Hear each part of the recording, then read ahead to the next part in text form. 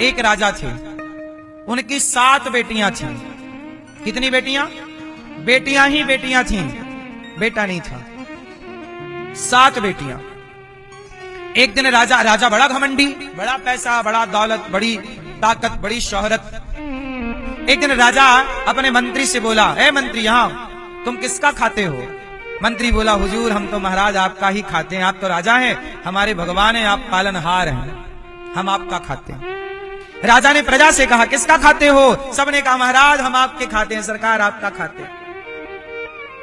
सब नतमस्तक। राजा और घमंड में, अपनुज भगवान है। जब पैसा पद बड़ा होता है तो व्यक्ति स्वयं को भगवान समझ लेता है। राजा को लगा मैं ही भगवान हूं। अब राजा ने अपनी पत्नी से कहा, तुम किसका खाती हो? पत्नी बोली, प्राणनाथ हम तो आपका। बड़ी बेटी से कहा, बेटी तुम किसका खाती हो? पिताजी आपका। छठवीं बेटी से कहा, तुम किसका? आपका। पांचवी बेटी से आपका, चौथी, तीसरी, दूसरी। सबसे छोटी बेटी से पूछा, बेटी तुम किसका खाती हो? छोटी वाली ने कहा, पिताजी मैं तो भगवान का दिया, अपने भाग्य में जो दिया है परमात्मा ने उसका खाती हूं। जो विधि ने लिख दिया मेरे भाग्य में, विधि का लिखा मिटता कहां है? मेरे भाग्य में जो है वो मुझे मिल रहा पिताजी। मेरे भाग्य में ये सुख है तो है आपके माध्यम से, इसलिए मैं आपका नहीं खाती, मैं तो अपने भाग्य का खाती हूं, भगवान का दिया हुआ खाती हूं। मेरे दाता भगवान है। उस बाप को बड़ा बुरा लगा कि वाह, मेरी बेटी तो समाज के सामने मेरी इज्जत नीलाम कर दी। इसलिए बोल दिया कि मैं तो आपका नहीं, भगवान का और अपने भाग्य का। बड़ा बुरा लगा। अब उस राजा ने सोचा कि मैं इसे सबक सिखाऊंगा। राजा ने 6 बेटियों का विवाह किया अच्छे घरों में, राजकुमारों के साथ। और उस बेटी का विवाह जंगल में एक लकड़हारे से कर दिया, जो जंगल में लकड़ी समेट रहा था और बीमार था। आज मरे की काल, मरैया, मरने वाला।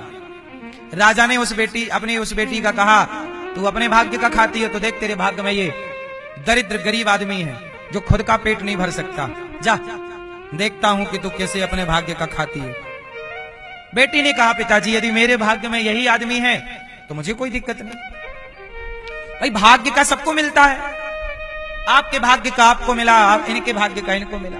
सबके भाग्य का पति अलग अलग है, सबके भाग्य की पत्नी अलग अलग है, सबके भाग्य के बच्चे अलग अलग हैं, बेटा बेटी।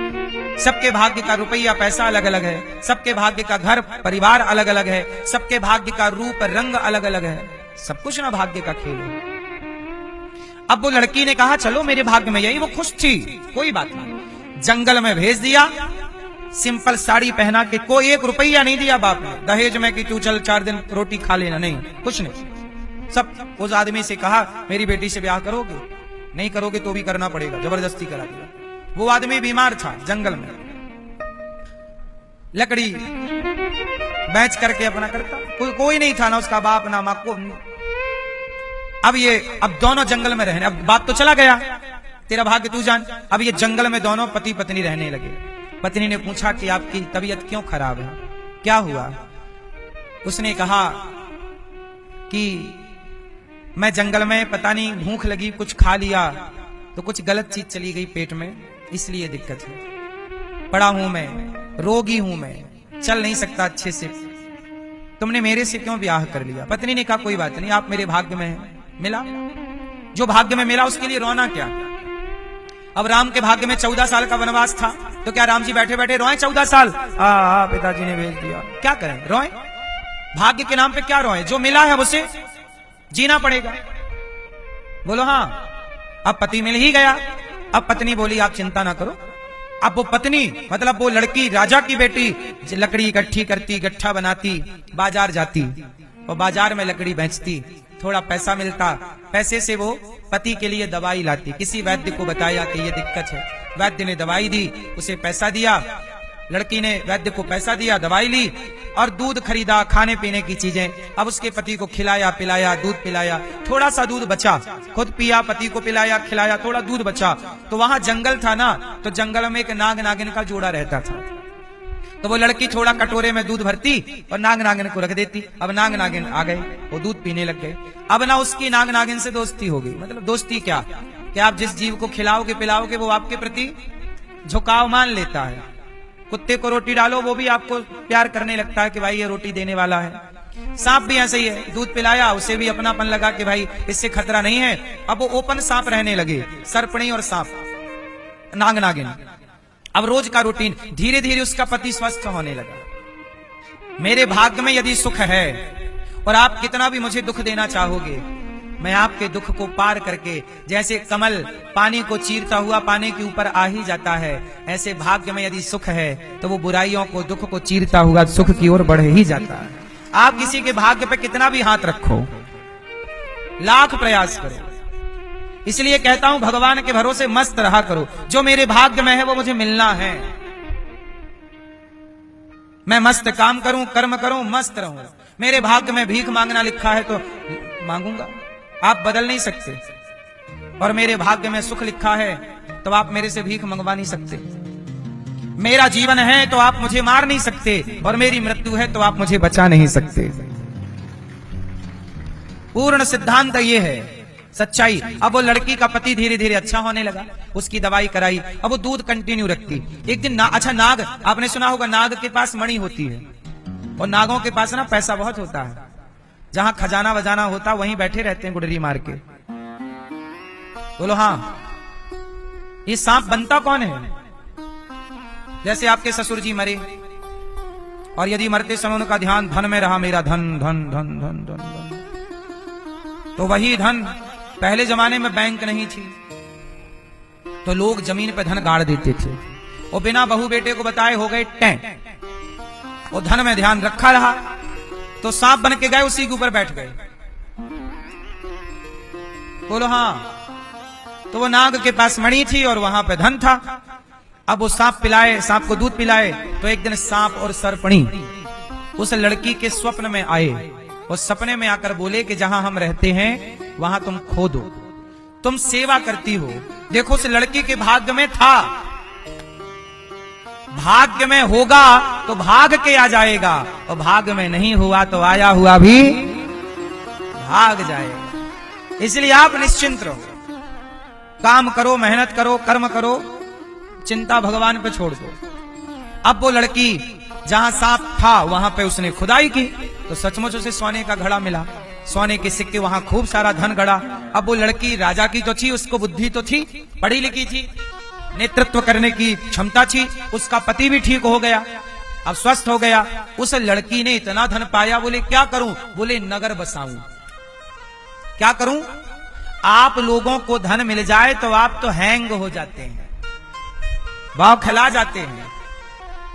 जरा सा पैसा पाए कि वह, हमारे गांव में एक आदमी था, जब उसके पास पैसा आए तो दारू पी के पूरे गांव को गाली दे, और पैसा ना रहे तो भैया जी एक बीड़ी दे दो, यार एक बीड़ी तो पिला दो।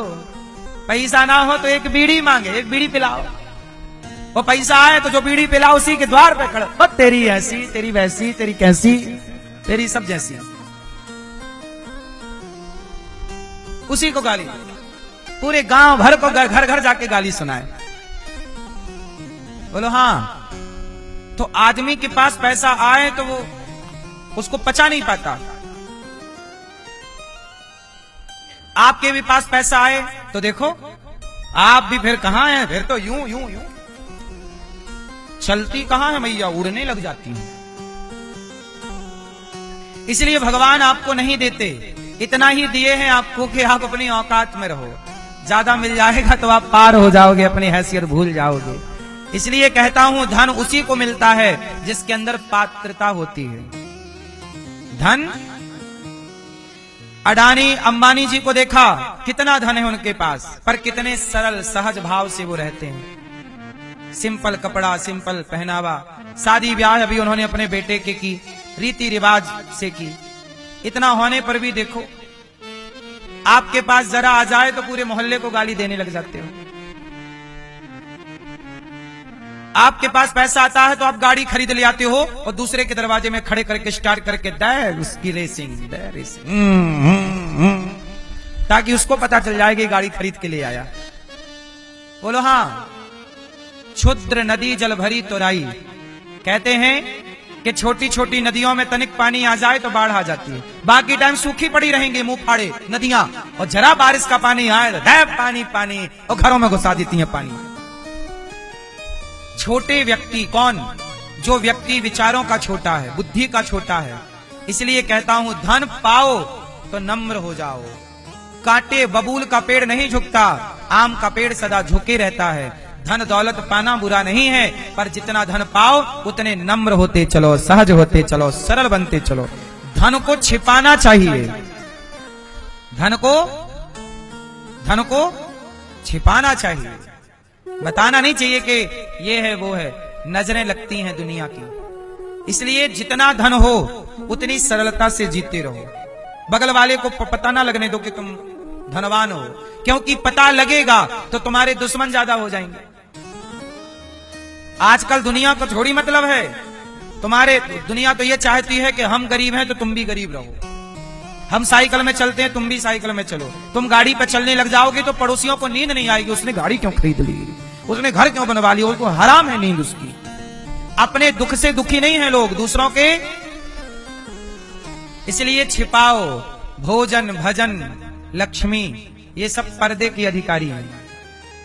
भोजन पर्दे के अंदर, भजन पर्दे के। इसलिए आप लोग जब माला जपते हो तो माला को ढकने वाली गौमुखी होती है।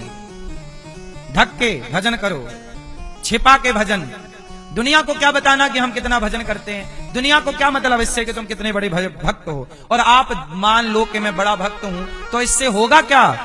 इससे मेरे भजन का पतन होगा। भजन छिपा होना चाहिए, भोजन छिपा होना चाहिए, और लक्ष्मी भी। इसलिए घर की लक्ष्मी, धन और पत्नी, इनको ढक के रखा जाता है। लेकिन आजकल देखो दुनिया उघार के घूम रही है, सब उल्टा हो गया है। उल्टा पैदा हुआ ना आदमी, उसको लगा जब हम ही उल्टा आए तो सीधा क्यों चले, उल्टा उल्टा चले।